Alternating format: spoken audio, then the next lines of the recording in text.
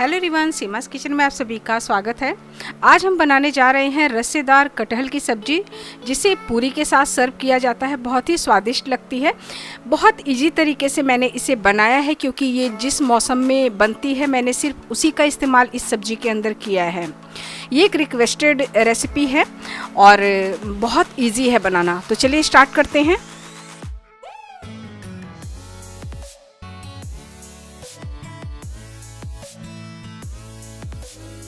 तो रस्सेदार कटहल की सब्ज़ी बनाने के लिए जो कटहल हम लेने वाले हैं ये है बेबी कटहल, जो कि जिसमें सीड्स नहीं होते हैं, मोटे बीज नहीं होते हैं, बहुत गूदेदार होती है, काफ़ी छोटी हाइट की होती है, तो उसकी बहुत अच्छी बनती है रस्सेदार सब्ज़ी।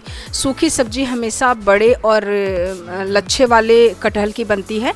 तो इसे हमने 500 ग्राम लिया है और अच्छी तरह से इस तरह से इसे काट लेंगे, इसे धो लेंगे और इसका पानी हम हटने तक इसका थोड़ा सा वेट कर लेंगे कि पानी सूख जाए, उसके बाद ही हम इसे बनाना स्टार्ट करेंगे।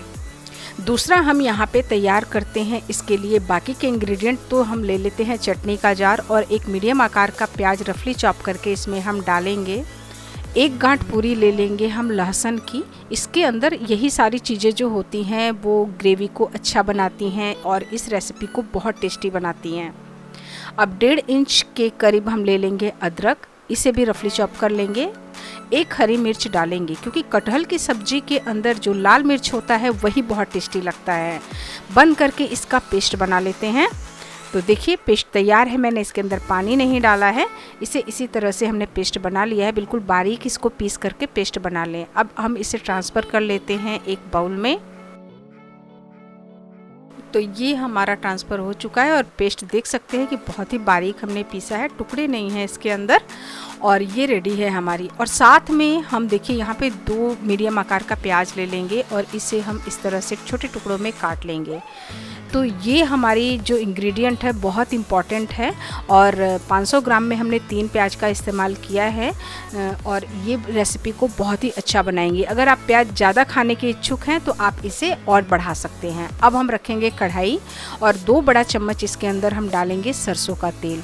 इस रेसिपी को बनाने के लिए सरसों का तेल बहुत ज़्यादा अच्छा रहता है, क्योंकि इसके अंदर जो झाग होता है ना, कड़वाहट होती है जो, वही सब्जी को टेस्टी बनाती है। रिफाइंड ऑयल में हम बना तो सकते हैं लेकिन वो टेस्ट नहीं मिलता है।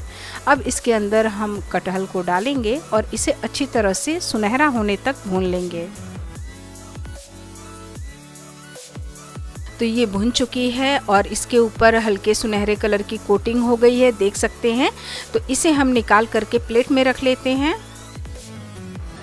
और अब यहाँ पे सेम कढ़ाई रखेंगे, थोड़ा सा ऑयल इसमें रह गया है, लेकिन अभी हमें तड़का लगाना है। तो 1 बड़ा चम्मच हम इसके अंदर तेल और डालेंगे। कटहल की सब्ज़ी में तेल का इस्तेमाल ज़्यादा होता है, क्योंकि कटहल की सब्ज़ी सूखती बहुत है और उसे भुनना बहुत ज़रूरी होता है। तो ये हमने वापस तेल इसमें 1 चम्मच डाला है।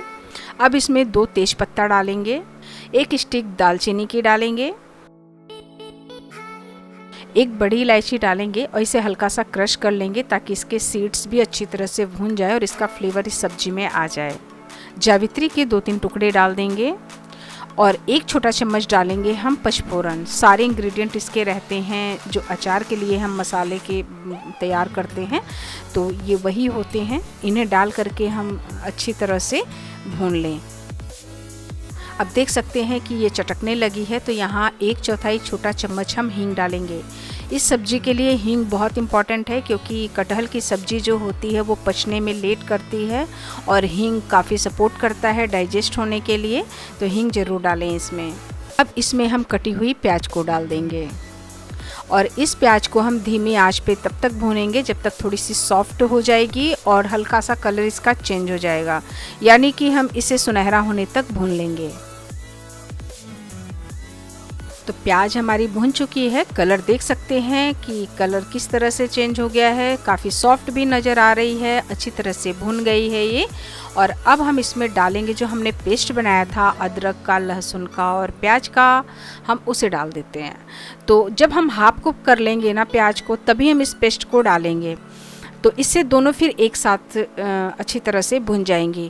यहाँ पर इसकी तैयारी जो हमें करनी है ना, अगर आप चाहें तो पूरा ही काट के डाल सकते हैं या पेस्ट भी बना के डाल सकते हैं, लेकिन ग्रेवी इस तरह से बहुत बढ़िया होती है। इसे भी हम अच्छी खुशबू आने तक और थोड़ा सा कलर चेंज हो जाए इसका, धीमी आंच पे भून लेंगे। तो इसे भी हमने अच्छी तरह से भून लिया, करीब 2-3 मिनट लगा है इसे भूनने के लिए, और बहुत बढ़िया से भुन गई है और अदरक और लहसुन की खुशबू भी आनी स्टार्ट हो गई है। तो बस हमें इस पेस्ट को डालने के बाद यही चेक करना होता है। और अब देख सकते हैं कि अच्छी तरह से ये भुन चुकी है। मसाले ऐड करते हैं तो 1 बड़ा चम्मच धनिया पाउडर डालेंगे, आधा छोटा चम्मच हल्दी पाउडर डालेंगे और आधा छोटा चम्मच गरम मसाला डालेंगे। साथ में आधा छोटा चम्मच ही हम लाल मिर्च का पाउडर डालेंगे और अब इन्हें अच्छी तरह से हम मिक्स कर लेते हैं। फ्लेम को मैंने बहुत कम रखा है क्योंकि देख सकते हैं आपकी जितना भी हमने तेल डाला था ना, सारे प्याज और पेस्ट की जो हमने भुना था डाल के सब सोख चुका है, बिल्कुल क्लियर हो गई है। थोड़ा सा पानी डाल देते हैं क्योंकि इसके अंदर बिल्कुल भी ऐसी चीज़ें नहीं है जो हम मसालों को भून सकें, तो पानी डालना बहुत ज़रूरी है। इस तरह से पानी डाल के मसालों को हम भूनेंगे। जब मसालों से अच्छी खुशबू आने लगेगी तब तक हम इन्हें भून लेंगे। थोड़ा सा और पानी ऐड कर देते हैं। तो अब मसाले हमारे अच्छी तरह से भुन चुके हैं। देख सकते हैं कि कितनी ज़्यादा थिक हो गई है ग्रेवी हमारी और मसालों से बहुत बढ़िया खुशबू आने लगी है। अब इसमें हम जो हमने फ्राई किया था कटहल उसे डाल देते हैं। अब इसे अच्छी तरह से हम मिक्स कर लें। यहाँ पे मैंने इस कटहल की सब्ज़ी में बाकी कोई भी इंग्रेडिएंट मिक्स नहीं किया है, सिर्फ कटहल की सब्ज़ी ही बनाई है। जैसे इसके अंदर मैंने हरी धनिया का इस्तेमाल नहीं करना है और साथ में हमने इसमें टमाटर नहीं डाला है क्योंकि आमचूर पाउडर या टमाटर नहीं डालेंगे। साथ में हम डाल लेते हैं यहाँ पे स्वाद के अनुसार नमक, 1 छोटा चम्मच नमक मैं डालूँगी अपने टेस्ट के अकॉर्डिंग और इसे मिक्स कर लेते हैं। तो ये अच्छी तरह से मिक्स हो चुकी है, देख सकते हैं कि बहुत बढ़िया से ये मिक्स हो गई है। अब इसमें हम थोड़ी सी पानी डालेंगे, तो करीब 1.5 कप के आसपास हम पानी डालेंगे। ये सूखी सब्जी नहीं है, ये रस्से वाली तरी की सब्जी है और बहुत ही ज़्यादा टेस्टी लगती है। मैंने आपको बताया कि इसमें मैं टमाटर नहीं डाल रही हूँ, तो मैं टमाटर और आमचूर पाउडर नहीं डालूँगी, सिर्फ कटहल की सब्जी है और बहुत ही ज़्यादा ये टेस्टी लगती है। अगर आप इस तरह से बनाएंगे तो आप इसे बार बार बनाना पसंद करेंगे। और इसे ढक लेते हैं और ढक करके हम इसे 5 से 10 मिनट तक कुक करेंगे। एक बार मैंने चला लिया था और अब देखिए कितनी अच्छी तरह से ये कुक हो गई है। आप चाहें तो एक विसल लगा सकते हैं, प्रेशर कुकर में डाल करके वो और झटपट से बन के रेडी हो जाती है। तो हम इसे चला करके चेक कर लें कि कटहल हमारी सॉफ्ट हुई है कि नहीं हुई है, देख लेते हैं। तो ये देख सकते हैं कि अच्छी तरह से ये सॉफ्ट हो गई है।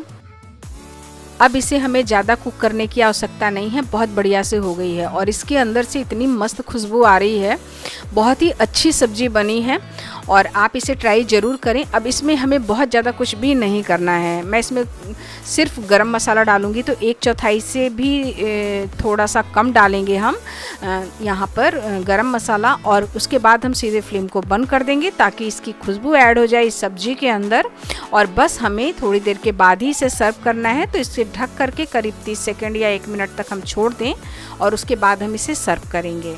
तो बहुत बढ़िया खुशबू आ रही है, देखिए अच्छी तरह से इसका कलर भी देख सकते हैं आप कि कितनी बढ़िया है और ग्रेवी कितनी थिक है इसकी और सब्जी बहुत ही बढ़िया बनी है और सॉफ्ट भी हो गई है और बहुत ज़्यादा ये मिक्स भी नहीं हुई है। तो इसे किसी भी चीज़ के साथ आप सर्व कर सकते हैं। आप इसे रोटी के साथ सर्व कर सकते हैं, इसे आप पूरी के साथ, पराठों के साथ सर्व कर सकते हैं, बहुत ही ज़्यादा टेस्टी लगती है। तो इस रेसिपी को आप ट्राई ज़रूर करें। वीडियो पसंद आती है तो लाइक ज़रूर करें। मेरे चैनल पे नए हैं तो सब्सक्राइब ज़रूर कर लें। फ्रेंड्स और रिलेटिव के साथ इस रेसिपी को शेयर ज़रूर करें। तो मिलते हैं अगली रेसिपी के साथ, तब तक नमस्कार।